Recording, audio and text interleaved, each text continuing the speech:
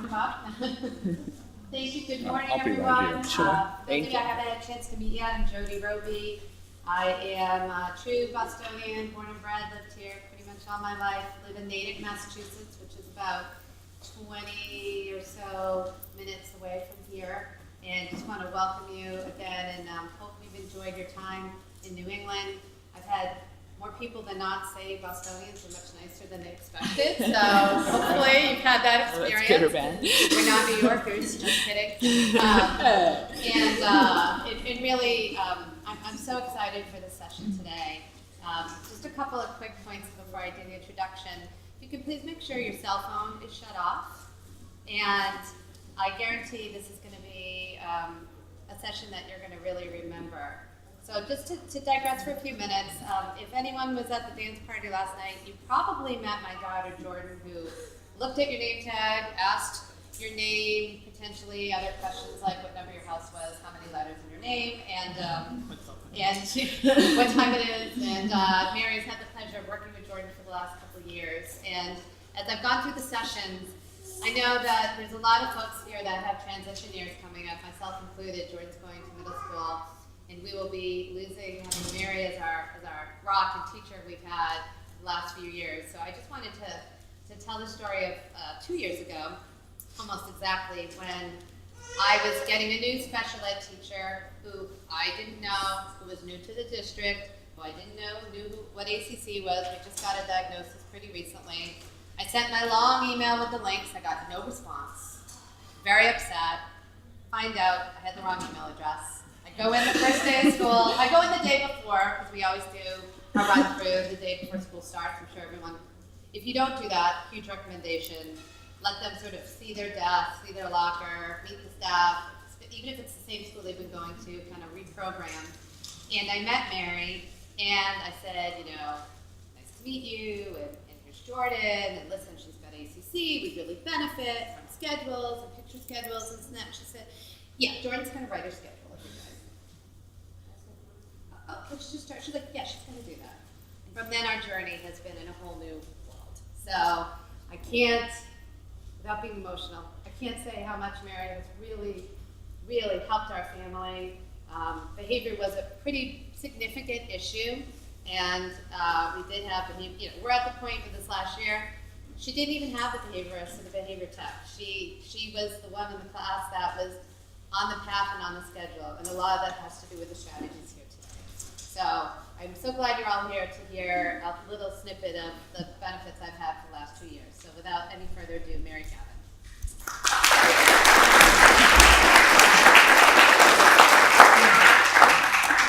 Hi, everyone. So for those of you that I spoke with yesterday, this will be kind of a continuation of some of the things that we touched on, but also some new strategies and new thoughts.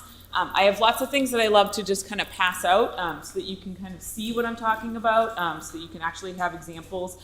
Feel free to take pictures. Some of them have photographs of students, names of students, but all have permission from the parents. So feel free to take pictures, to do whatever you would like with those. That's perfectly fine as well. Thank you, Jody, for the introduction also. So today I am talking about, oops, sorry, just went the wrong way. Oh, goodness.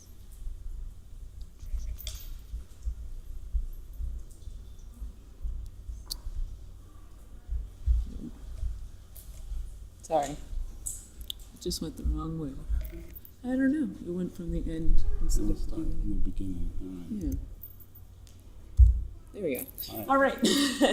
So, as Jody had said, I currently teach in the Natick Public Schools, and I've been there for the past 2 years. I am in the elementary school, so our class this year was grades kindergarten through 4th grade, 11 different students, all different walks of life, all different levels, everything. So it was a really fun group, including Jordan, who unfortunately is moving on. Before that, I taught at Perkins School for the Blind. So I taught in the deaf-blind program and worked with many students with DCC there as well.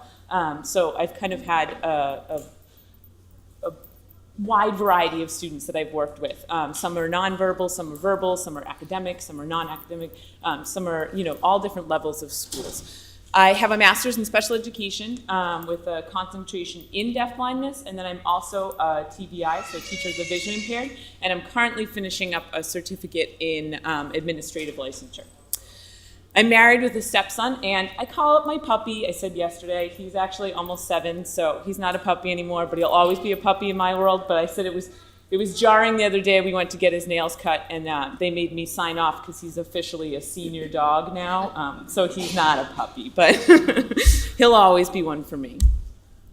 So with that, I always love to see who I'm actually talking with. So I know that there are a lot of family members here, so I'm just wondering, who is a family member here or someone with DCC? Raise your hands. Excellent. And if you're not, do you mind sharing kind of why you're here? What brought you to the conference? Anyone who wants to share? I would love to hear, just so I can kind of tailor the performance as well. Anyone? Yes. I'm here because I'm a student next to Fabulous. Thank you. Hopefully you'll get a lot of different strategies and thoughts. Anyone else willing to share thoughts? Yes. I'm a high school research teacher, and I will have a student with ACC next year. Okay. Excellent. Thank you.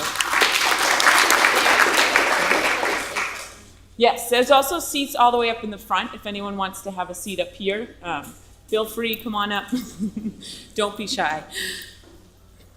So as we go along, I also want to make sure that people know that feel free to raise your hand, ask questions throughout. I mean, there'll be time at the end for questions, but I think, sometimes things that I'm saying, you're going to get a thought, you're going to get a question right away. If it's something that I know I'm going to touch on later, then I'll just say, hey, hold that thought for a few minutes and let's get back to it.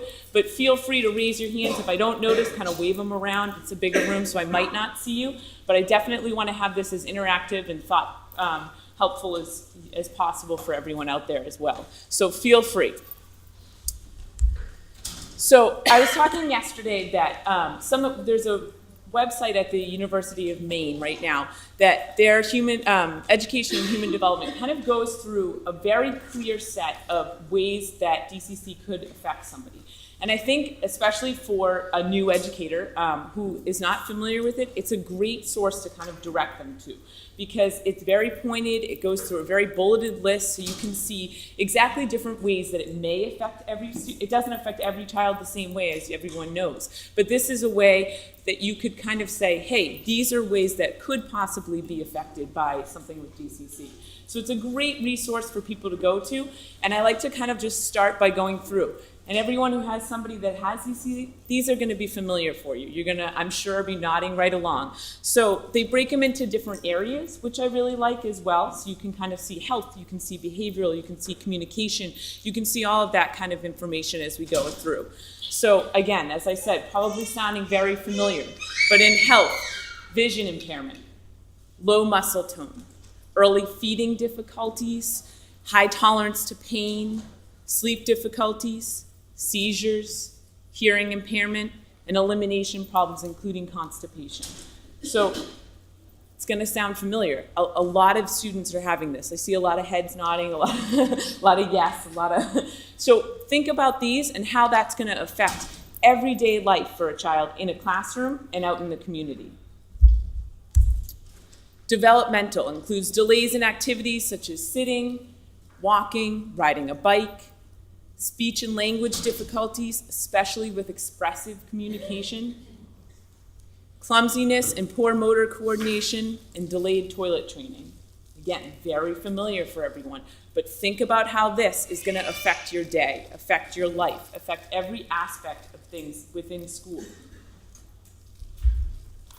Social and behavioral, socially immature, lack of self-awareness, difficulty taking other people's perspectives, attention difficulties and restlessness, and obsessive-compulsive-like behaviors.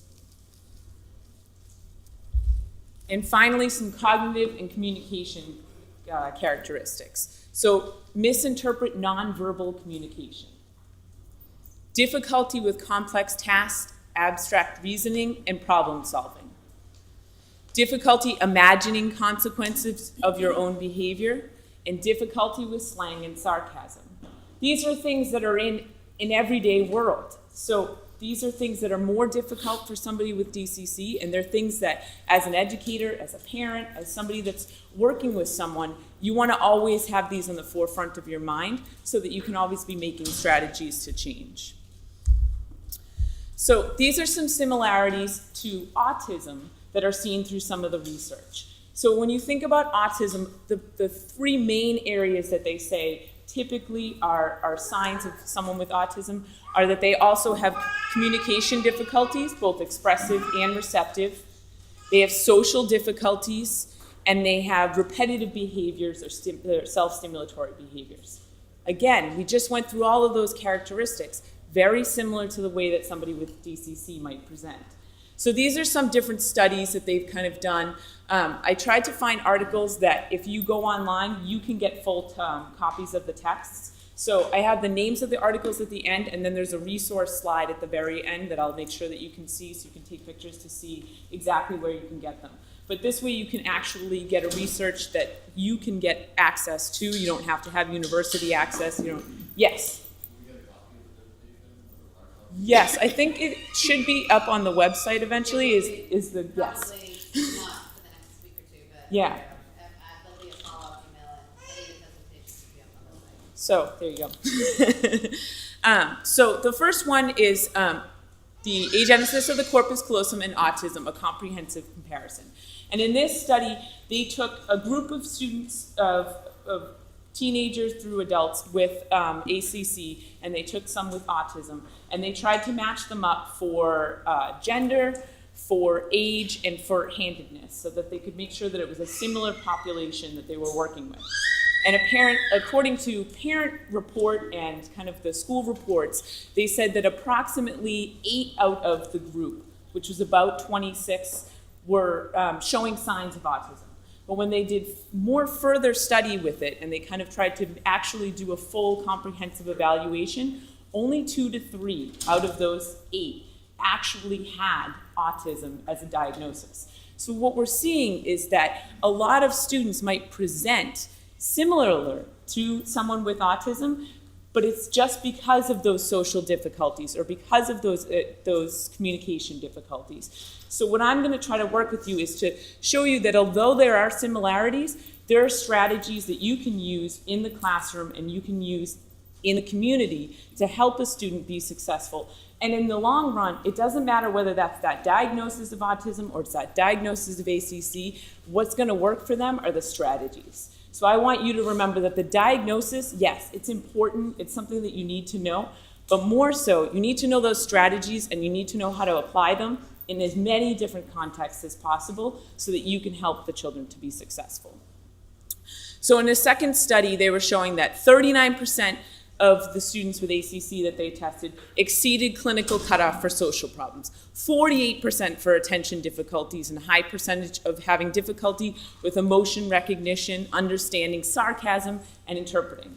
And again, if you go back to all of those qualifications, what we were just saying were characteristics of people with DCC, it all makes sense. They're going to present very similar, but what's important, like I said, are the strategies.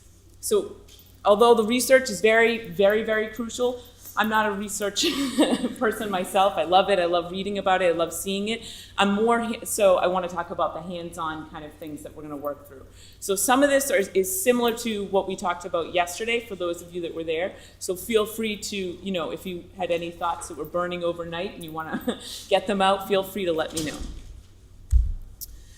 So effects on education and family socialization of DCC. So difficulty with appropriate social skills, behavioral difficulties, difficulty with attention, difficulty with new situations, just building of that anxiety, difficulty making connections to text that is read, and difficulty understanding the purpose of activities and routines. Again, to anyone who knows somebody with DCC, these are familiar. These are things that you're seeing day in and day out. So I'm going to go through some ways to build success for that. Like Jody was mentioning in the beginning, one of the first things that I always do is implement a schedule system. I just think that No one in our life goes through life without a schedule. You don't wake up and say, hey, maybe I'll go to work at this time, maybe I'll eat some breakfast, maybe I'll do. Usually you have some kind of a plan for your day. So we're going to go through some ways to set up schedule systems and make them successful. Social and experience stories. I think they're a very great way to make sure that students are prepared for both school and for social life.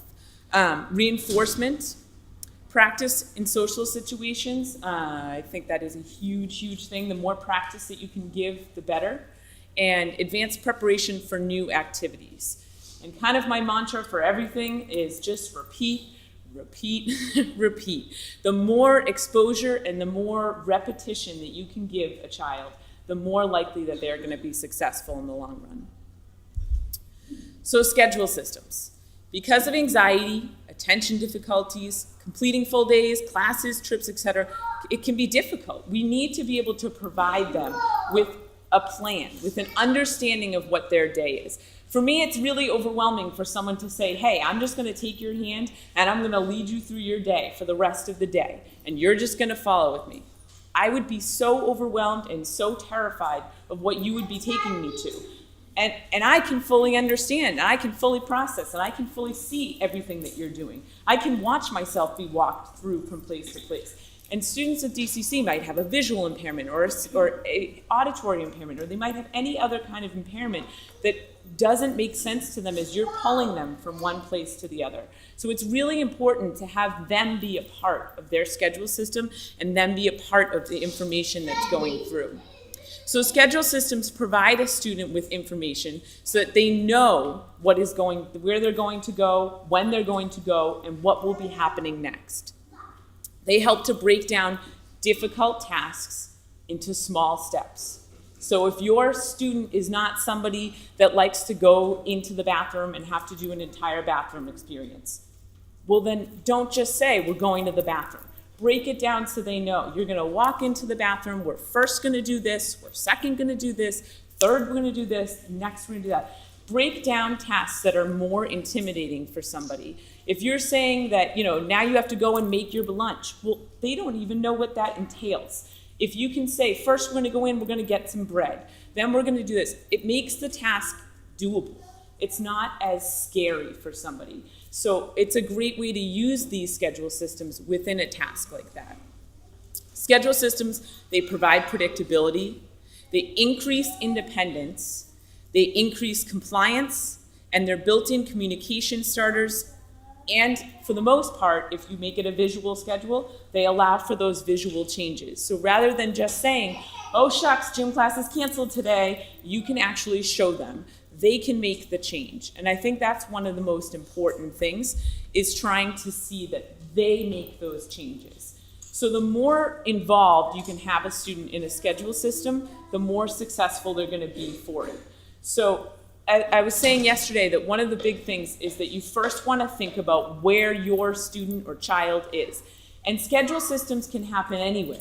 They can happen at a school because it's more of something that everyone else is doing, but they can happen at home. They can happen in the community. They can happen out in the restaurant. They can happen out anywhere that you can try to plan ahead.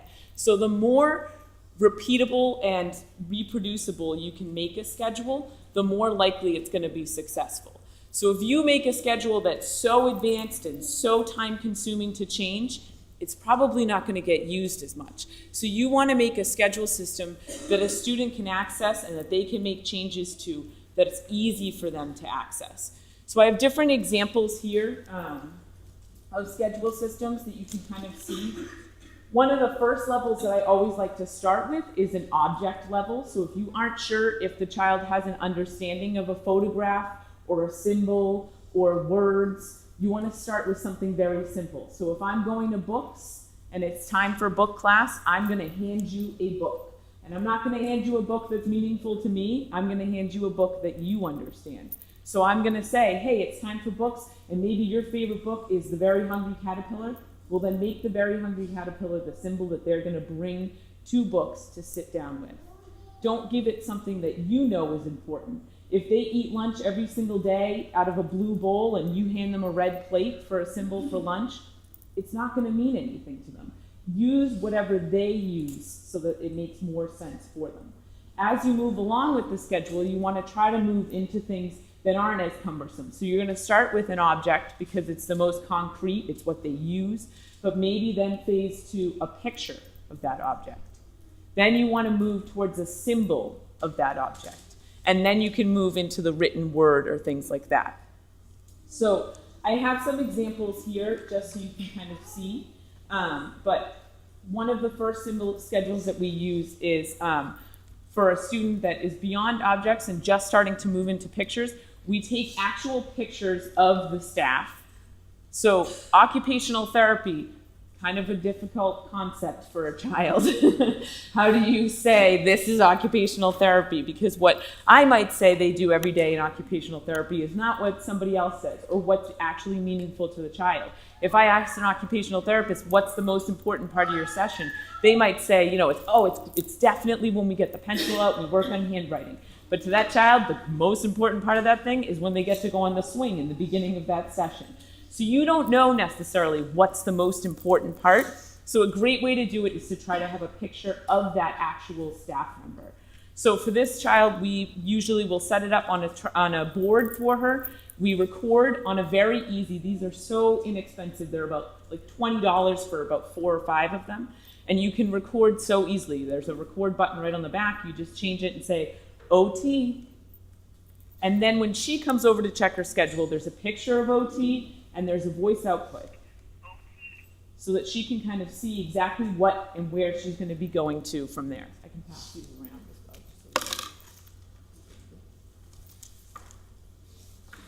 well. From there, we usually try to move into more than one thing at a time. So for a child that is working on one object, we usually will have her check this. And another important thing is that I always love to have a way to show that it's all done. Like you did it. You made it through OT. We're going to move on to something else. So they'll take that picture off and she'll put it right into the bucket. So she finished. She's going to put it in and the next class is all set up and ready to go. That way there's a way to show an end to something. Because so many times we have no idea when we're done things. Children don't know when it's time to move on. So if you have a concrete way of taking something off, putting it in and saying, we're all done with that, let's move on to the next activity. This is another level up. So from there, we might move to somebody that still needs a voice output with it. This way they can set up their whole day. I also like to have some key phrases at the top. So if it's a child that's nonverbal and is just starting to work towards a alternative communication system, then I like to have some key phrases up here. So in this, she can say my turn, she can say hello, she can say goodbye, and then her whole schedule is here. So this moves along with her, and we can say it's time for, oops, I think I turned it off. And she can know that it's time for meeting at that time. Then at meeting, she has a way to say my turn, hello, goodbye, and key phrases along with that.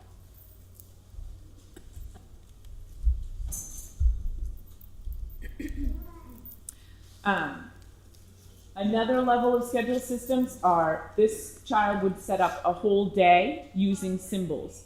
So this is Boardmaker, which I'm sure many people are very familiar with, but it's a little over $200 for the whole program.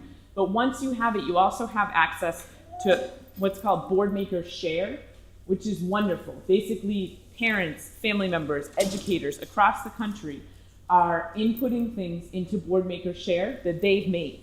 So they made a schedule, they made a social story, they made an activity, they made worksheets, they made all these different things. And you can go on, and as long as you have Boardmaker so that it'll pull up the symbols, you can pull up any of their examples. You can put your own examples on there and then share them with other people. But it's a great way where all of a sudden you realize, oh my goodness, she has to go to the dentist today. She's never been to the dentist. I don't even know what I'm going to do. We'll go to Boardmaker Share, and I guarantee there's a story about going to the dentist. It's going to go through all of those kind of things for you. So Boardmaker Share is a great website, and you can sign up for free, and as long as you have a Boardmaker program, you can use it. So Boardmaker has repeatable symbols. Again, the importance of repeatability in a schedule system is huge, because if you live in Massachusetts now and you move to Connecticut, you move to Florida, you move to California, Anyone who has Boardmaker can recreate the symbols. So you want to make sure that you use something that's familiar and able to be repeated no matter where the child is, because they're not always going to be in your classroom. They're not always going to be with you. It really wants me to change my color scheme. I liked orange. It was titled Summer. So this is kind of an example of a child that would set up their whole day, and then in the back, again, like I said, is a finish pocket, because the more that you can say, oh, recess is all done, we're going to put it into the pocket, the more you can make sure that you're going to have the buy-in from the child as you go along. This is Jordan's. So another level from there, if you have a child that is able to do writing and reading, then have them do that. If you go into a classroom every morning, they're doing morning work. Every morning, that teacher is going to go through the schedule for the day. That's almost at any level, at any time. That's just an expected thing. So this is a great way for somebody who might not be doing the morning work that every other child in that room is doing to come into the classroom, fill out their work, write their schedule, and completely independently. With this, I write what she has to do on one side, I write the rest of it on the back, and I just give it to her. She sits, she doesn't need my assistance, she doesn't need any help, she does all of it independently. And that way she's a part of the classroom, she's every other person in that room, she doesn't have anything different. She might be working on a different thing than everyone else, no one cares. She's setting herself up, she knows where everything she's going, and she can change this. So if I have to say, oh my goodness, we said that you were gonna go right from meeting to snap and then math. There's a change. We have to do math first and then snap. That's so hard for somebody to just walk up to them and say, there's a change, sorry, we're gonna do it. But if you have a way for this to just erase it and say, let's make this change together. That's the same thing with each one of these symbols and schedules, is that you can make a change and the child can help to make those changes. And that's what's most important, is that you can erase something, have them rewrite it, and it makes sense. It's not just you saying, sorry, this is canceled, sorry, this isn't happening. It's them being a part of it and them realizing themselves, and that's how you can get that buy-in. Just to add to that, I think, just to clarify that Jordan is in inclusion throughout the day, and as we got into fourth grade, the work in the morning is pretty significantly advanced for her cognition and depending on what they're doing.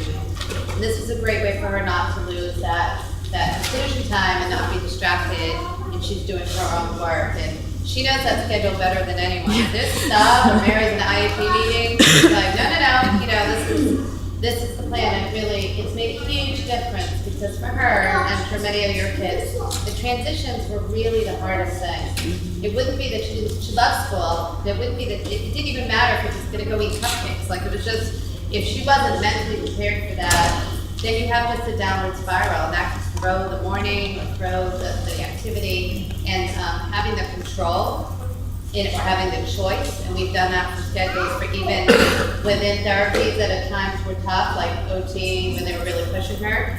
There were 5 things that they had to accomplish. She would sit down, and that was something we worked on, where she could pick which activity. You got to do these 5 things, but what's the order? It's for her to have that buy-in and some control made it really successful, and I definitely recommend that. And what I was saying yesterday, a great thing with schedules is, you know your children, and so you know, okay, for them, they hate brushing their teeth. They hate it. So every morning we have to go through this brushing of the teeth, and they're really upset. So set up the schedule, and after brushing the teeth, have something that's really positive. Have something that they're really excited to do. So they wake up, they're gonna get changed, they're gonna brush their teeth, but then they get 5 minutes of this, or then they get something, and you can put it right into that schedule. So it's that much more understandable for somebody. So you say, yes, I know brushing the teeth is not our favorite, but let's see what's right after you brush your teeth.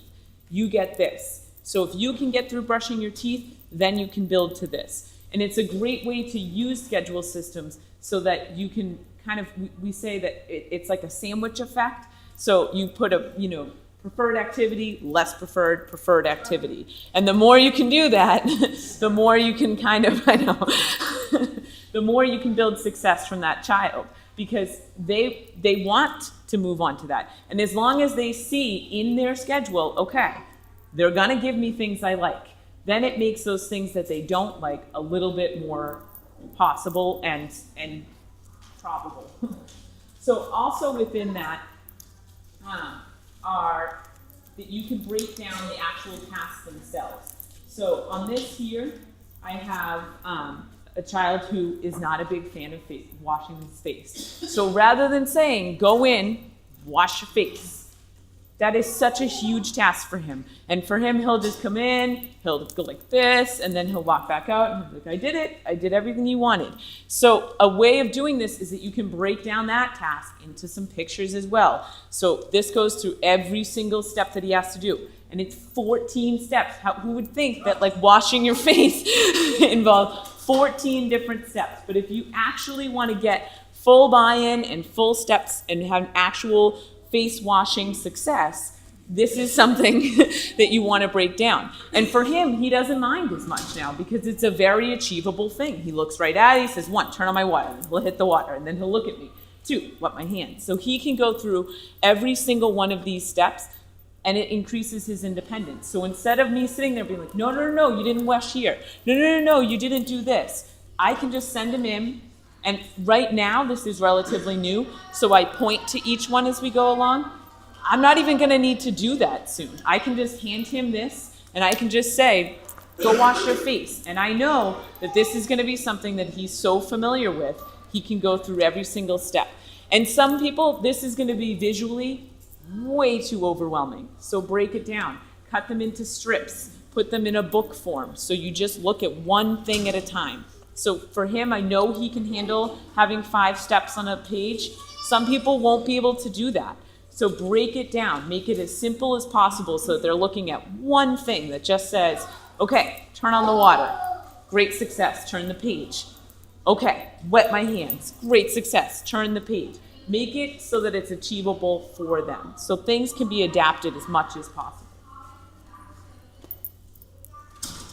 There's also a way to do things within classes themselves. So like we were saying, if, gym class, it can be a little bit overwhelming for sometimes. So for some of the students, what we did was that we broke it down into a gym schedule. So when they got there, they set up. And we said, okay, these are the 4 things that we have to accomplish. What's the order we want to do it in? And we would have them help to put the order. So first we're going to do a track warm-up. Next we're going to do iceberg. Then we're going to do bean bags. Then we're going to jog. All the extra things are on the back. So if there's something that I need to make a change and we say, oh, we're not jogging anymore, I don't have to just say like, oh, change it, do something different. I can make that physical change right there and say, oh, instead of jogging, we are galloping. Galloping now. Let's do that. And you can make it in any form. So again, we have it so that students that want to work on writing, it's a great way to have them work on writing. But it's laminated, so it can be erased, it can be changed at any time. So it's a way to take a big 45-minute activity in a giant gym and make it something that they're gonna understand and they're able to work through.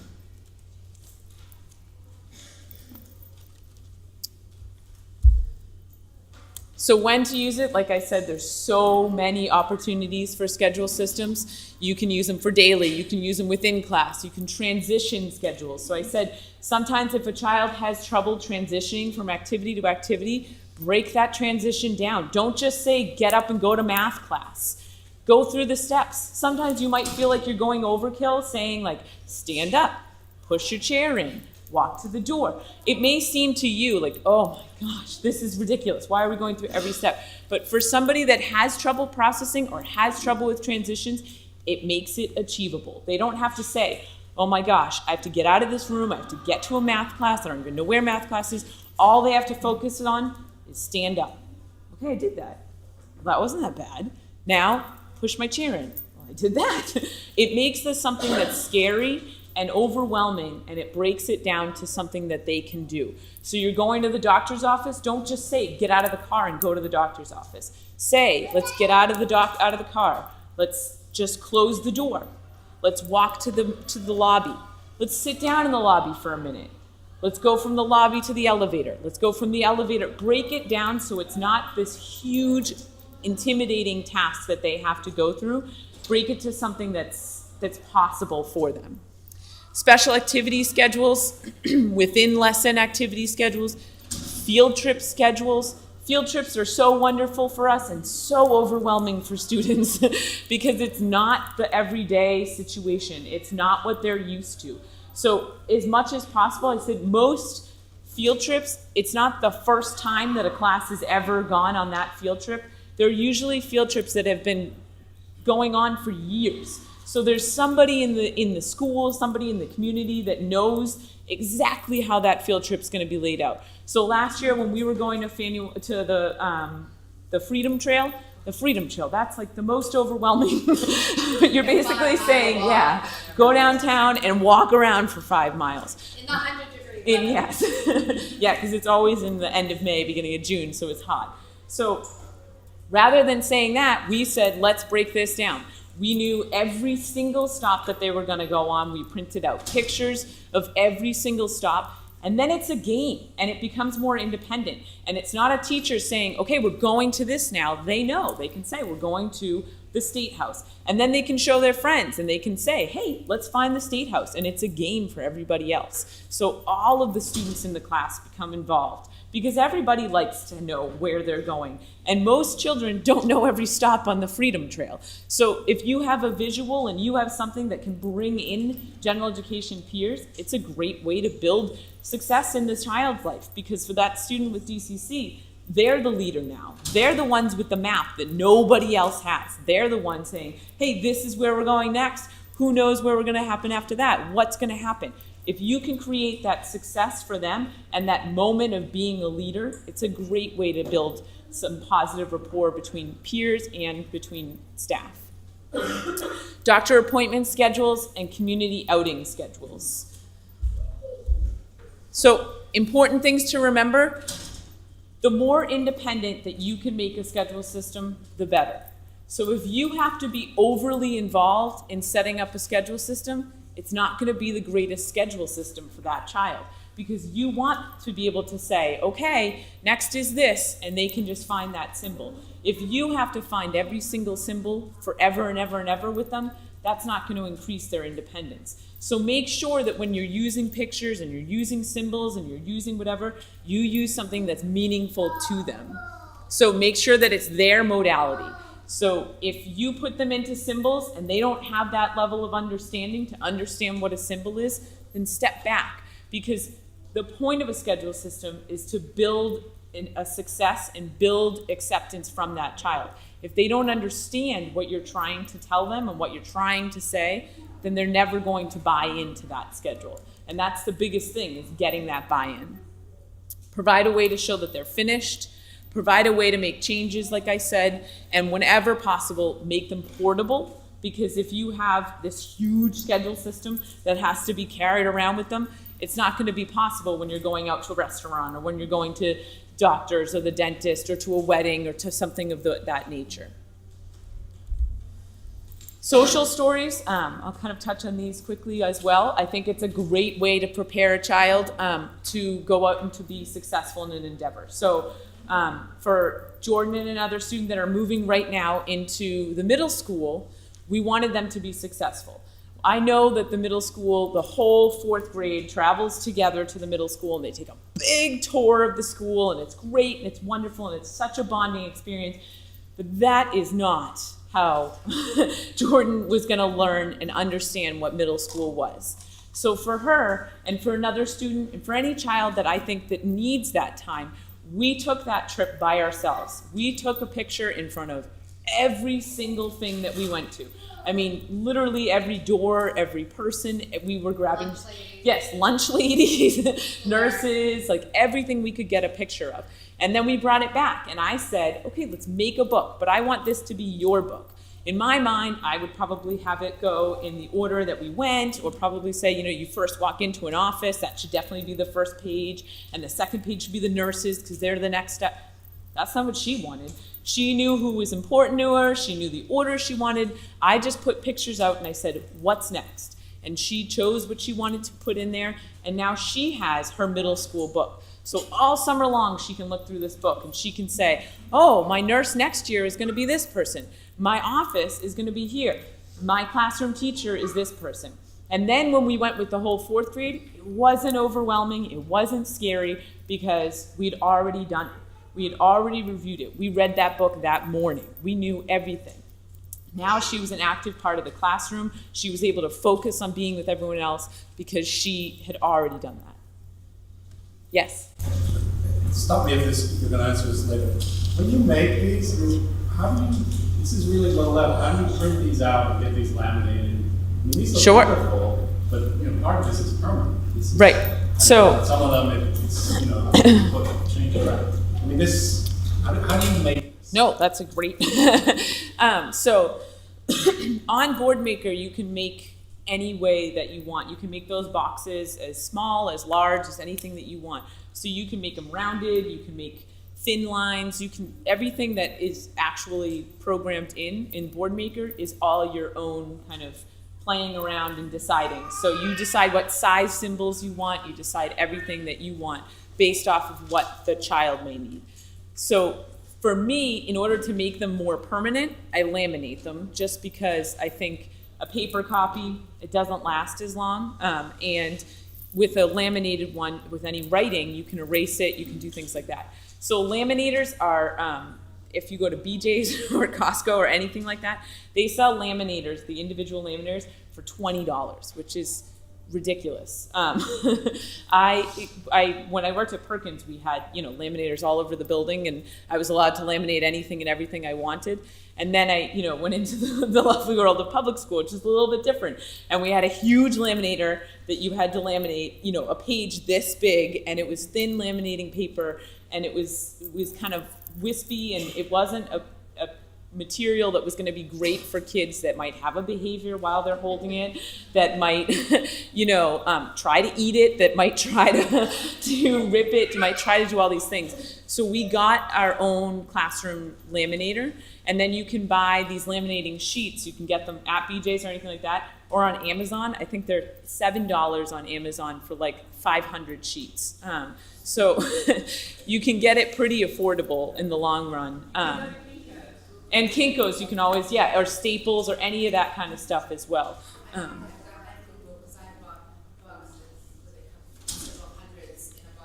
Yeah, it's pretty wonderful, and it just makes it so that I can say, just speaking as a teacher of the vision impaired, if you have a child that has difficulty with glare, then don't laminate, because that's like the worst thing you can possibly do for children that have any kind of glare issues or things like that. So if it's a visual impairment that is impacted by that, don't laminate. I usually would then put it onto cardboard. So you can just cut up old boxes and put them onto that, and that way it's still sturdy and it can last a while, but it isn't going to provide that glare for a child that has an issue with that. Yes? It's also done it, you have those file folders that are Yes. there, but they have color to them. You can slide them in and use that easier. Or do you know how they have old-fashioned report and slide the plastic piece in? So somebody has it there, she can use the plastic, but Yeah. One more, because I did this to my daughter at camp with the pool and water. Yep. You go to Michael's and you buy one of those foamy photographs. Yes, which are great. Album holders, and they come with about, 15, 20 pages, and you can put Velcro, got very creative. Put Velcro and you put the pictures on that or behind, so there's. Yeah, which works really well also. And also with those, you can sometimes get photo albums that have built-in recording devices right there. So that's a great way for a nonverbal child or something that you can record a message about every page that you're going through. So if they're creating a social story, you can put in a message and you can help them to be able to just hit a button. And then you don't have to pay all that money for, one of the more complicated switches and things like that, which are wonderful, but they do tend to be pricey. All different forms of augmentative communication can get very expensive. Another way to do it are those greeting cards that you open and you can record a message on. You can take the greeting card apart, and you can use that little button yourself, and you can glue it onto any kind of a book or anything. And that's significantly cheaper than trying to buy, a Switch or something. So you can always kind of, try to think about cost effectiveness as well. Experience stories is a great way for somebody who went through something and already happened, and it's a field trip or it's a doctor's appointment, or it's something that they went through that you want them to be able to kind of relive. So I do have some copies of some experience stories of another student that I worked with. Her mom's up here also, so I do have her permission, don't worry. And these are some stories of field trips that we went on. So this way we can kind of say, this is the field trip that we went on, this is, do you remember what we did? In this one, the plan was for us to go to the aquarium, and our van we had an issue with, and we only had it for about an hour and a half, rather than the extended period of time we were supposed to have it for. So for an hour and a half, we didn't have enough time, but we were doing an ocean unit, and I was determined to get some kind of an ocean activity. So we went to Stop and Shop, and I called them beforehand, and I said, can you pull the lobsters out of the cage, and can they feel the lobsters, and can they, get some experience with it? So this student went to Stop and Shop to feel it, and you'll see in one picture, I showed it to her, she felt the lobster, and then this is her sign for eat. So she just started signing, eat, eat, eat, eat, eat, eat. I said, yes, usually, but not right now. So.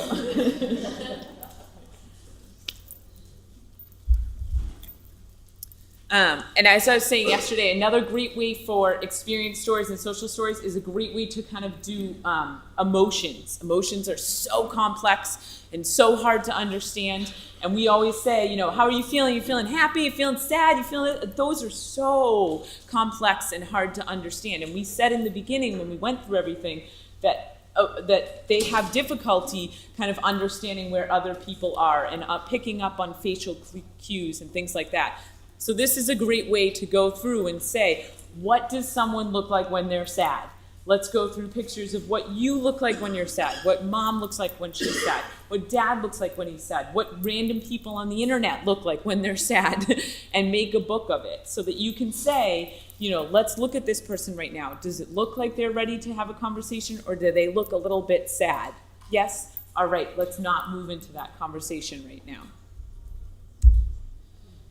Reinforcement, you always want to get buy-in from the child. And yesterday I was saying, it's a great way to do so is to use token reinforcement boards. So to use these, you want to say, I am working for. Let's put it right here. Let's make sure that everybody knows what we're working for. We have it on here. We're going to do this. And this is how many things you need to do in order to earn it. So the more motivated they are to do something, the better.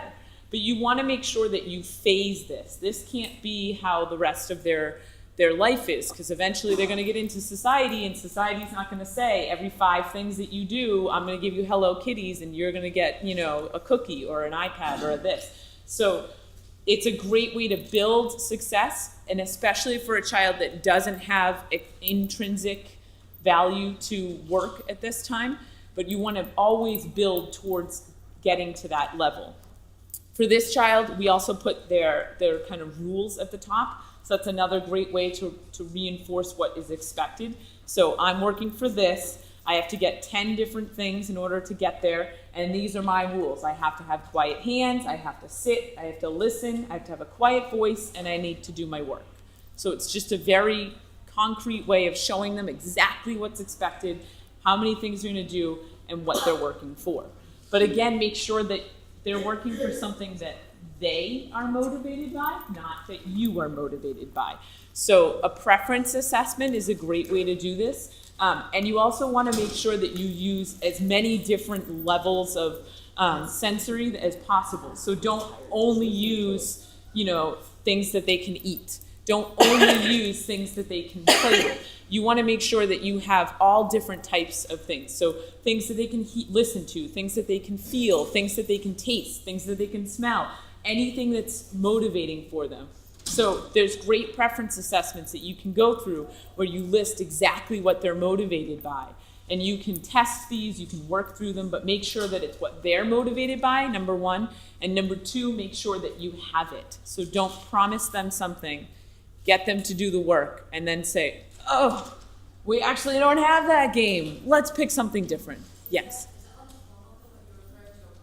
You can Google preference assessments, and they come up with lots of different forms of it. I do have, my contact information is at the end, and I do have one that I have from another BCBA that has given me permission to pass out, so I'm more than willing to send it to people if they would like. Yes. When my son was 4, he's 8 now, we were taught to do the preference assessment daily. And at one point, we would do it, we could tell as if they would lose interest, you need to do it again. Because Right. something could be motivating in the morning and not motivating by the afternoon. And now we just do it naturally. We don't have, we can just, Right. it just becomes very easy to tell, is there interest there or is this not, and then move on. Nobody wedded to Yes. what they said before was motivating, it just changed. Because just like us, preferences change, and you also don't want them to satiate on something. So say they love this one book, and every single day you're giving them that book. Well, eventually they might not love that book every single day, because who wants to look at the same book every single day for the rest of it? So you definitely want to make sure that it's an active process, and you can create your own. It's just to go through and make a concrete list of exactly what is motivating for the child so that you can always see and tell. So practice in social situations. This is a huge thing, I think, that builds success for them.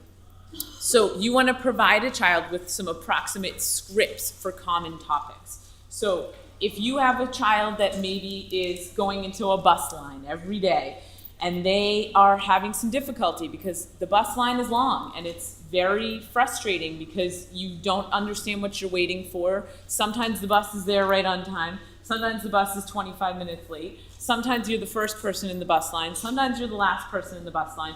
You don't understand that concept. So the child that already has anxiety about a social situation is just going to have even more heightened anxiety. And they're going to start to rely on very focused things, what's comfortable for them. So they might be talking about things that aren't as appropriate or aren't as successful for peer relationships. So what we've done is we created a book, and we had, a list of questions. So here are some questions that you can ask at the end of your day. What was your favorite class today? What did you do in math class? What are you doing when you get home? What are you, what's your favorite TV show that you watch when you're at home?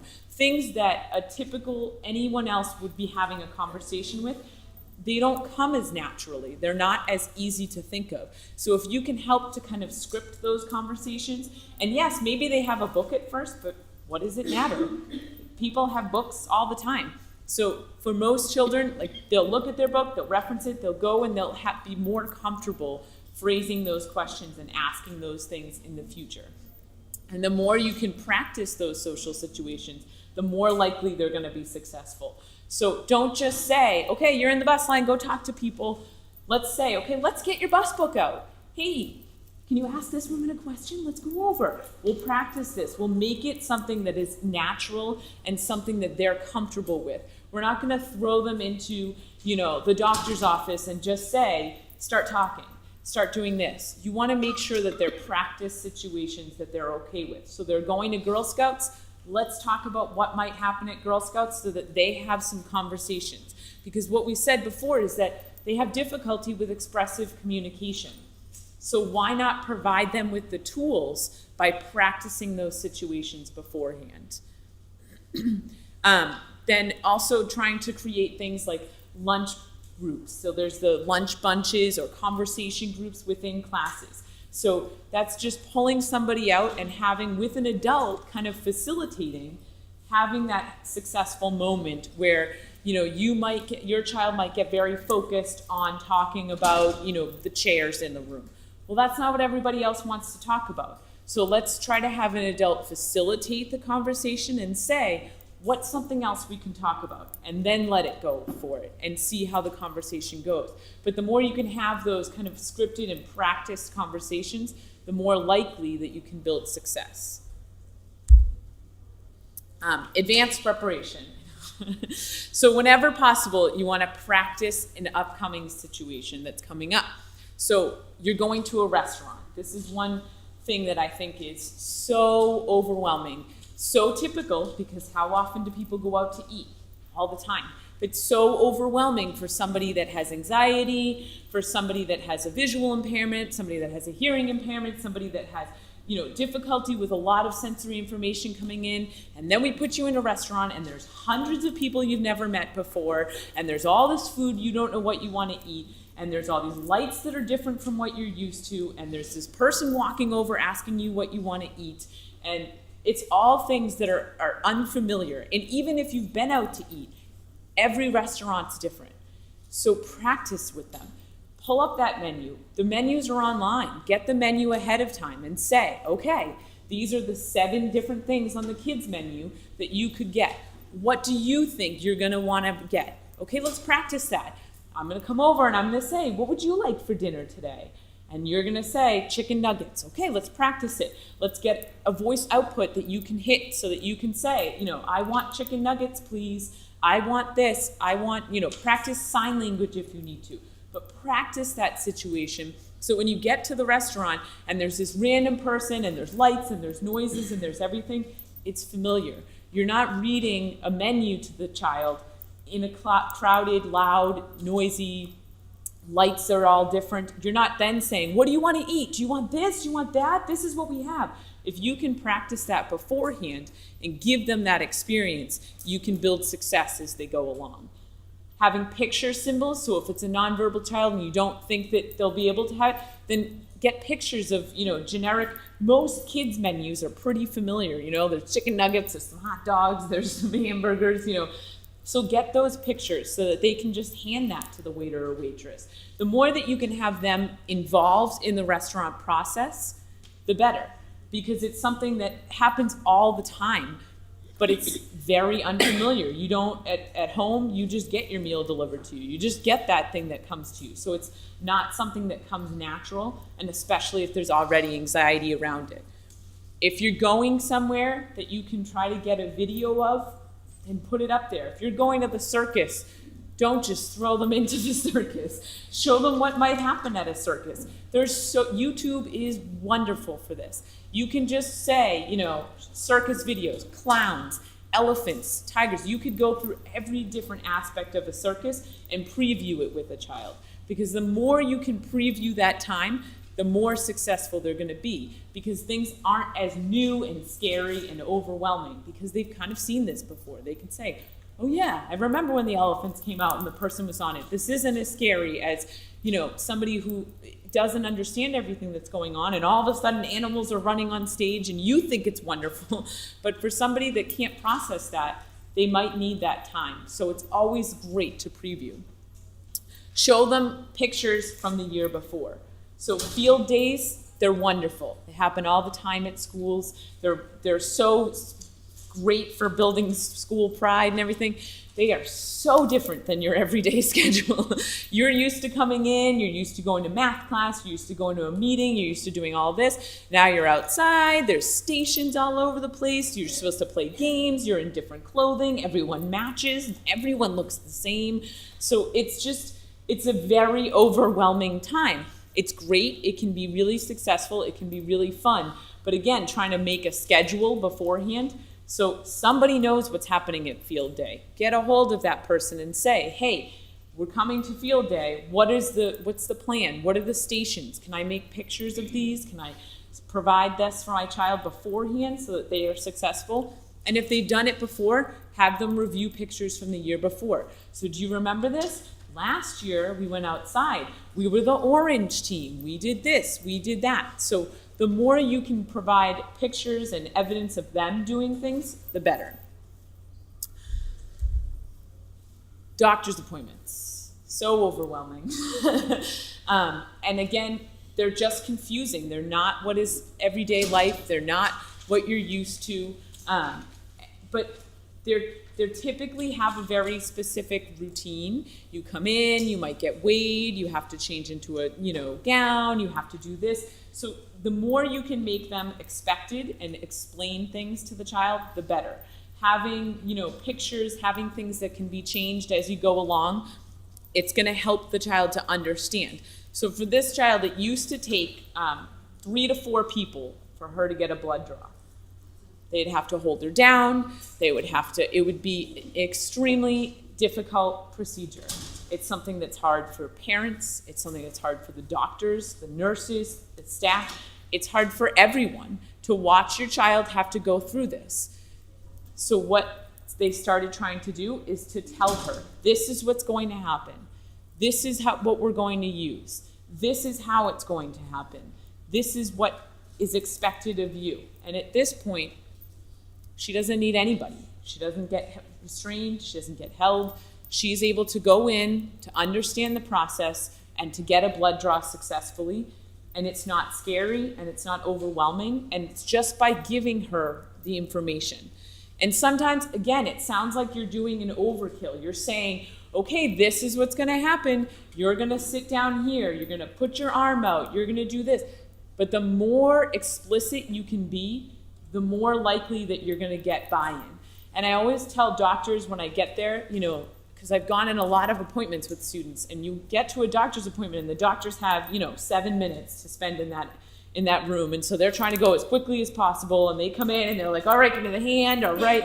Well, for them, they're going to get nothing out of those 7 minutes if they try to rush it and they try to do everything. So maybe it might take 9 minutes, but you're going to actually have a product, and you're actually going to be able to have completed what you expected out of an appointment. So the more you can show students, so if they're going to look in your eye, look in somebody else's eye first. Don't just walk up to them and say, all right, time to go in the eye. Say, oh, this is what I'm going to do. I'm going to show it on mom first. Can I show you on mom? Okay, here it is. I'm going to show you. I'm going to do it, and then I'm going to move on and try it on you. But if it seems less scary and it seems like something that is okay on mom, it's going to be maybe okay on the child as well. When Jordan was 5, she had heel cord surgery, and it sounds like a lot of people have had that, and that's pretty significant. And you're in a cast for about 6 weeks, and full-length cast. And we had actually talked to Children's Hospital of Boston, and we came and we did similar to what we did in middle school. We did a whole tour. We took pictures, and we met the nurses, and we saw the recovery room, and and she was pretty young, and I wasn't sure whether it would make sense if that was going to freak her out in advance, or what would be best. And so we just said, let's just do it, and we made a book, and she loved looking at it. Her favorite picture is she's Dr. Jordan, and she's wearing a mask, and she's wearing the cap, and I think it made a huge difference because she just was. It wasn't the same nurse, it wasn't necessarily the same room, but she knew, she sat in a wheelchair, and so she kind of got to do all of that. And then within the week or 2 leading up to it, she kind of looked at the pictures, and I really do think that helped with her being a little bit more prepared. And then for years after, she would look at those pictures and say, oh, remember I was Dr. Jordan and this and that. And then there were parts where she's like, I was crying. She remembers the other parts to it. But it really, I can't stress enough, at least for her, when you have that sort of visual, concrete learning, those were really, and this middle school book is, it's in the car. It's like her favorite book. So she just, I put it in plastic folders in a binder because she would just trash those pages and days. And it really does help them just mentally fixate and get ready. Yeah. It makes things less scary because it's something that they don't understand, and you've brought it to a level that's completely understandable. So they've seen it, they've felt it, they've worn the mask, they've worn the gloves, they've done things that are going to make it more understandable and less scary, which is what we want. Another big thing is that for students that have a lot of difficulty with attention, if you really want them to be focused and paying attention, if it's a big school function or if it's a wedding that you really want them to be not making a lot of noise or getting all over the place, then you can provide a little something for them to twiddle with. Twiddling is fine. I twiddle, I move my legs, I move everything, but if you can provide an acceptable form, so giving them something to squeeze or giving them something that they can play with in their hands, it's something that calms them, relaxes them, and then has it so that they're able to pay attention and focus on whatever it is that you're hoping for them to pay attention to. First then boards, just a great thing where you're going to say, this is what we're going to do, and then you're going to get something that maybe you like a little bit more. So for this student, she's not a huge fan of going for walks. So we usually go for walks to build, some acceptance of it. But I always try to say, okay, first we're going to walk around here, but then we're going to go to lunch. So it's really not that bad. You're going to do a little bit of walking, and then we're going to get to go to the restaurant, which she loves going to. She loves having, chicken fingers and things like that. So in this way, we build that acceptance on her part. First, we're going to do something that's less preferred. Then we're going to do something that is more preferred. And in that way, you get their buy-in. So you're not saying to a child, always saying, first we do this, then we do this, we do this, we do that. You do it I do it myself. Okay, I have to do this much work, and then I can go get another cup of coffee. I have to do this, and then I can go get this. It's how we get our own intrinsic motivation sometimes, is by giving ourselves an extrinsic reward eventually. And for somebody else, you just need to make it that much more specific. So you say, okay, here is a picture of you out walking. Here is a picture of you at a restaurant. First we're doing this, then we're doing that. So using that kind of technique where you make it very explicit, especially out in the community, helps them to understand what the expectations are. Repeat, repeat, repeat. The more exposure a child has to all of this, the more likely you're going to get their buy-in, and you're going to build success for them. So repeat experiences again and again and again so that they can know the routine and the expectations. So maybe they've gone to that park 17 times, but on that 17th time they get out of the car, they walk out, they go for a walk, they get on the swings, they do everything that you're expecting. It's because you're repeating and repeating and repeating. And even though to you, you might be like, oh my goodness, we're going to that park for the 17th time. But when you first got there, maybe they didn't even want to get out of the car. The second time you got them out of the car and they sat right down in the start of the park.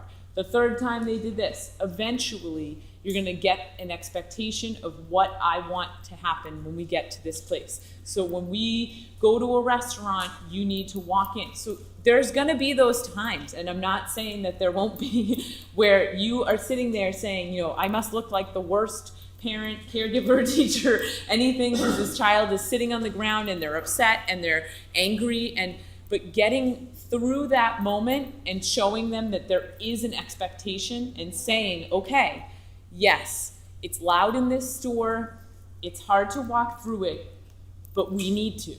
You need to be able to go into a store and buy something for yourself, because that's going to be independence. That's going to be where you're coming from.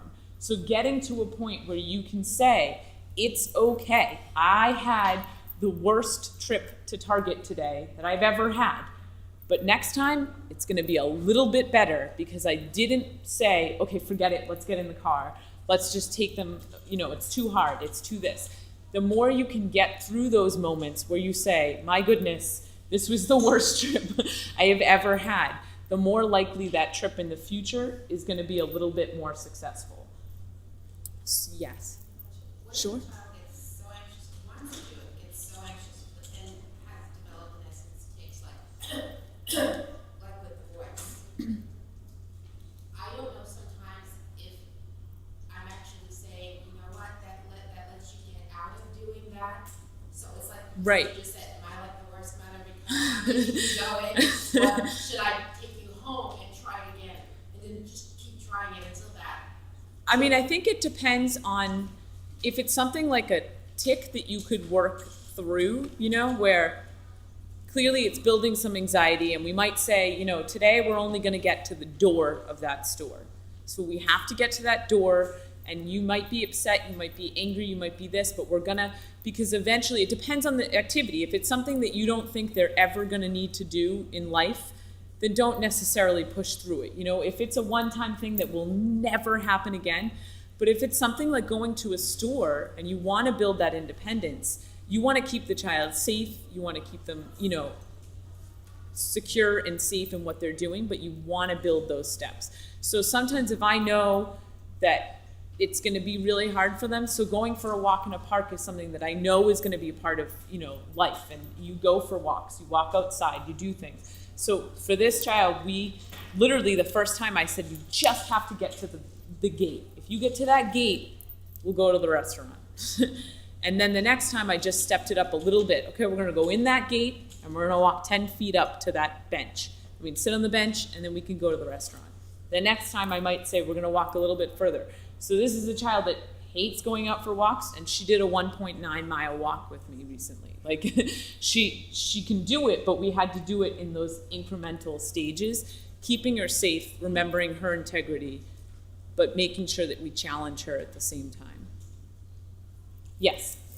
Talk a little bit though, when you talk about the repeat, how many of these protocols should you try to balance? I mean, I have a son where, the behaviors want to work on going to the store and going to movies and going to the restaurant, and at some point in time, I feel like I'm only doing Yeah. and trying to fit it all in. It just sort of, so I didn't know if there's a sense of, do you have a recommendation for balance, one at a time? I think personally it's better to do one at a time, just because it makes it more achievable. And I usually try to say, okay, so we want to go to the restaurant, we want to go to the store, we want to go to the movies, we want to do this. Which of those things do they hate the least? So let's build on something that they can possibly be successful with. So, okay, the movies are it's just their downfall, and you don't have to go to a movie. Like it's great to go to a movie, it's a wonderful leisure activity, but you don't have to. You're going to have to go to a store at some time in your life if you're going to be an independent person. You could just be a person that doesn't go to the movies, and you could still be 100% independent. So I would try to pick something that they hate the least and that is going to be leading them to be the most independent and productive person that they can be as well. So if that's going to a store, then I might choose a store that I know they kind of like. So, Target's really overwhelming, but Dunkin' Donuts, kind of positive. Sometimes they get a little donut, sometimes they get so trying to build, success at one store and then generalizing it from there. But it's hard because people say, you have to get them in here, you have to get them in there, you have to do this, you have to do that. It's up to you in the long run. You want your son to be successful, then you need to choose what is going to be best for your son and for your family. So is your son going to be a part of shopping with your family? Then that's probably something you want to build into acceptance and into success. Is your son going to be going out to dinner with your family? Then you want to work on that. You want to work on something that is going to bring your family together and build success for your son at the same time. Yes. So my question is, my son will often not mind the activity that we go out to do, like the movies and the movies. So it's actually an activity that he enjoys once we get there. But what I find is he often would prefer to just be home. Yeah, So me too. I go to the house every time it's time to go out. And I try, I feel like I try different rewards, but it's not like I said, once we get there, he had a great time in the movies. But it's just and it doesn't matter what I say will be beforehand, so he gets this great reward of going to the movie. Yep. He enjoys it, but it's like every time it's very difficult for our family, because every time it's time for us to go somewhere, rarely it will be something, I guess, that he really wants to do and he'll go fine. But it's like I repeatedly go through this struggle of, he'll just have a full-blown meltdown. Yep. Going to the movie, which he ends up loving. So there, I don't know how to get past that. Sometimes with that, that's like a great time to break down that transition to not saying we're going to the movies, but saying let's get, to the door. Let's get out to the car. And just doing it literally step by step by step with him and saying, because it's even though he loves the movies, it's kind of hard to be like, oh, I have to get up, I have to get here, I have to do this, it's that processing of all of the things you have to do in the future that sometimes might be a little bit more overwhelming, that doesn't seem, for us, you say you go to the movies, we're like, great, let's get up, let's go to the movies. But for somebody that has to break down all of those things, it might just be that it's too much for them to process at that moment. So you can try just saying, like, let's just get up and get our coat on.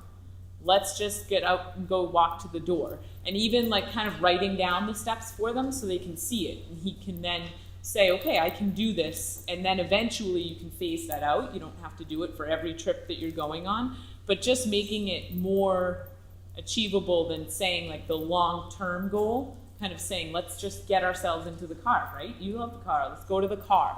And having him get out there might help. Does that make sense? Yes. Mary, a couple people in the last few days talking about when you are at the movies or you're at the restaurant and your loving child decides to throw themselves on the ground. Yep. And I think when they're 2, it's embarrassing to pick them up. When they're 10 and they weigh 75 pounds, 100 pounds, and I know a couple of moms sort of said, like, what do you do?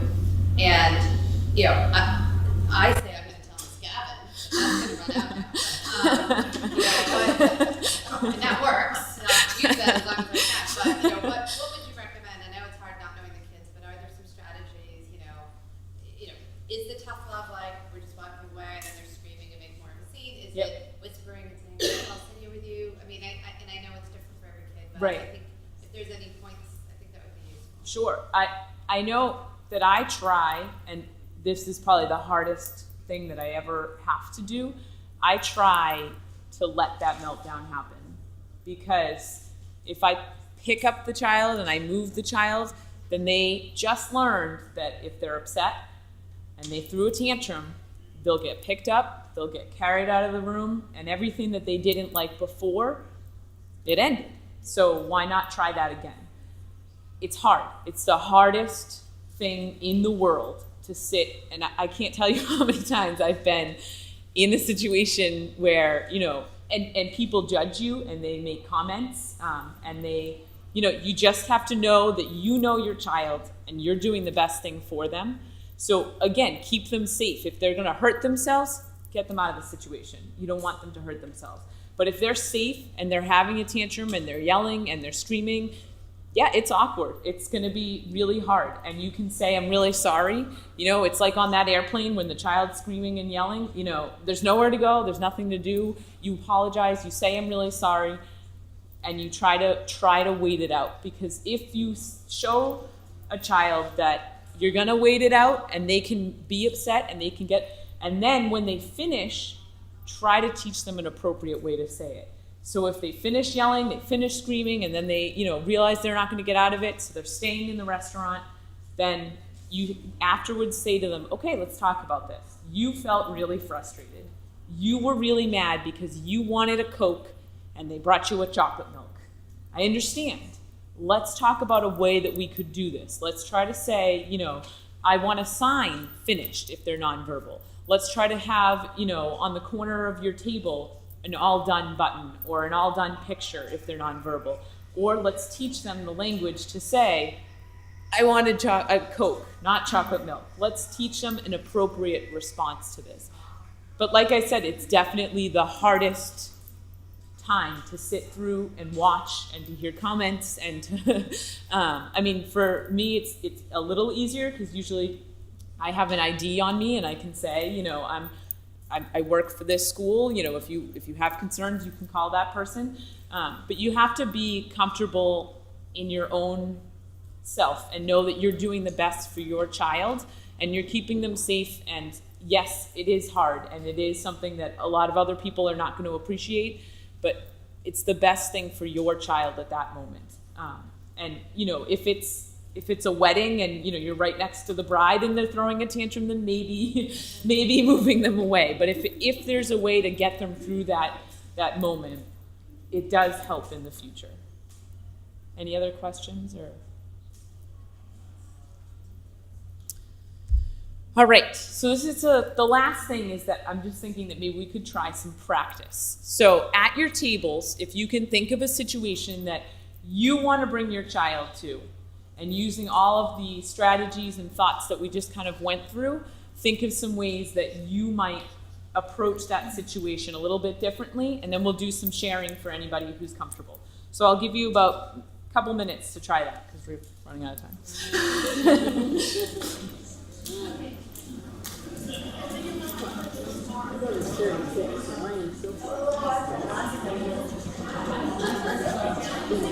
would love to go back and do all that. Yeah, my son is 41, and that one was 35, so.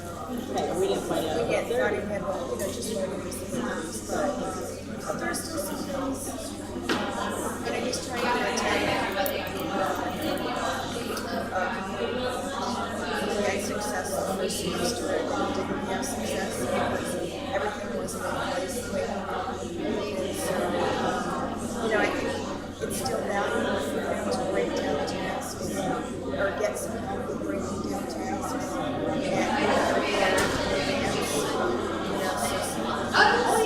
I do still do it. I only started that terrible long ago because she never went independently for that. And at 36, she was sometimes not me. So then I wrote on computer and said, okay, these are going to be your choices. Think about it ahead of time so you don't get overwhelmed when you're sitting there. And reading is a different one. So you give her a menu. Well, she didn't even start, She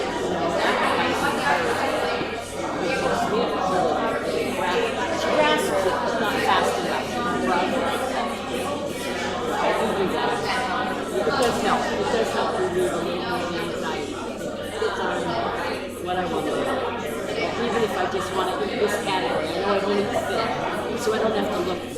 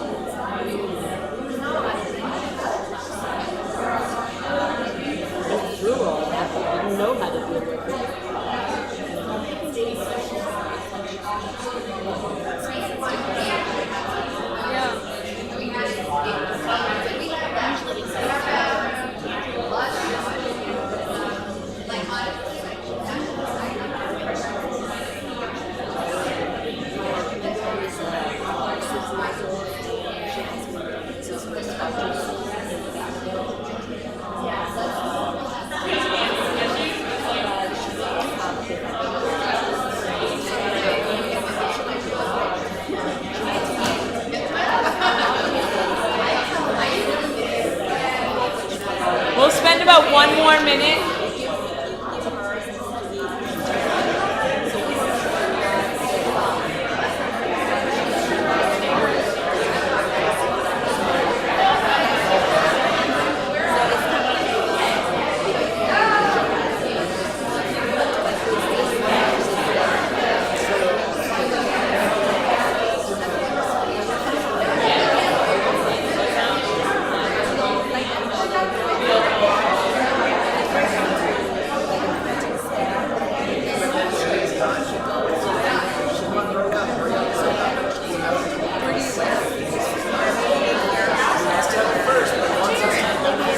If everyone wants to try to finish their thoughts.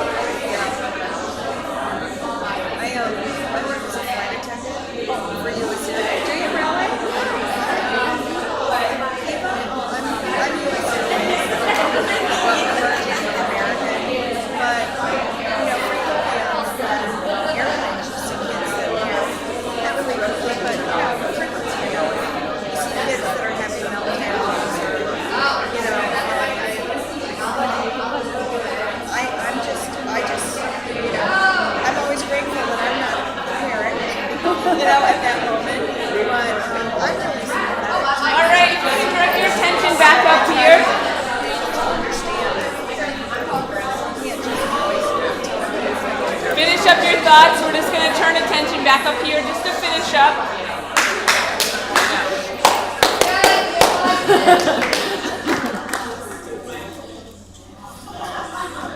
All right, so this is kind of an open time where if you want to share some of the thoughts that your tables had, or if you have any specific questions, there's only about 2 more minutes, so if anyone has anything, pressing that they would love to share, or if they would have a question, final up question. Yes?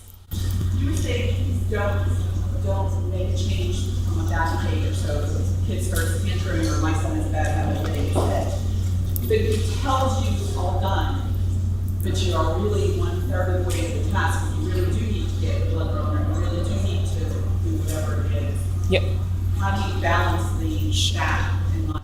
Great question. So I always try to honor what they said. So if they said all done, I say, okay, I see that you would like to be all done. But first, we need to do A, do B, and do C. And then, yes, we can be all done. I understand, I acknowledge, I see what you're saying. And I think that's one of the most important things, is that sometimes, they'll say all done, they'll, all these wonderful phrases that we taught them, but then we don't give them any acknowledgement of it. So I think the most important thing is to acknowledge that and to say, I see that you would like to be all done. And I understand that, but we need to do A, B, and C, and try to break it down so that it's more achievable. So, you were saying we have to sit at the restaurant, we have to finish dinner. So you can say, I see that you want to be all done. I need you to take 10 more bites, and then we can take a walk out into the hallway, come back, take 10 more bites, take a walk into the hallway. Break it down to something that you're almost bartering with them, where you're acknowledging that they are frustrated and they would like to be done, and something about this situation is not comfortable. But you need to still make sure that you finish what you're doing, so make it more achievable. If it's something at a restaurant, then say, okay, this many bites, and then we can go for a walk, but then we're coming back again to take more bites. Or if you're, at a doctor's appointment, you can say, okay, let's let them look in your eyes, and then you can have 2 minutes on the iPad, and then they're going to look in your ears. And then you can have 2 minutes on the iPad, and then we're going to do this. So acknowledging and then laying out the terms more specifically. Yes? Our kids have a different level of respect for the authority that their teachers have with them. So threatening to have a conversation with the teacher often will help. Yeah. Even if you like pick up the phone and pretend you're talking to them. Yep, my dad did that all the time to me. I'm one of 8, and if we, I love vegetables, but my brothers do not. So if they didn't eat their vegetables, my dad would say, oh, I'm calling, Miss Nicola, and she's going to make you eat your vegetables in front of everyone at school. My brothers would be like, so it's true, it works. And it's not, it's just and usually you probably would tell the parent, I have video. Yeah. I get the iPhone, and I've sent She sent me them. I'll look at it and I'll say, I am typing this, Gavin, and she's gonna watch this video with you. No, Yeah. We don't mind being the. Yes. So my typical child is the one that has the tantrums a lot, and then it kind of sets my other son up. Yes, Type which is of common. picture. He gets anxiety and cries, and he's like, Andrew's upset. And then so I have a tantrum child and then an upset child at the same time. So how do I handle that? Great question. A lot of these strategies actually work with, typically functioning children as well. They work with me. I like to have my schedule. I like to have things broken down to achievable steps. And so even trying to use some of those things and then teaching your child with hyperplasia how to help your other child as well. So, yes, he's upset. Why is he upset? Because we have to do this. What should he do first? And having your other child say, oh, well, he should stand up. He should get up off the ground. That's what he should do first, And then he can kind of help to lead that. And that way it decreases anxiety for the child that has hyperplasia, and it shows the other child that, we're not doing this, we're going to get through this, we're going to work through tantrums, and everyone is going to work on the same kind of strategies to help. Yeah, I think that's about it. So here's my contact information. If anyone wants to email, feel free. you.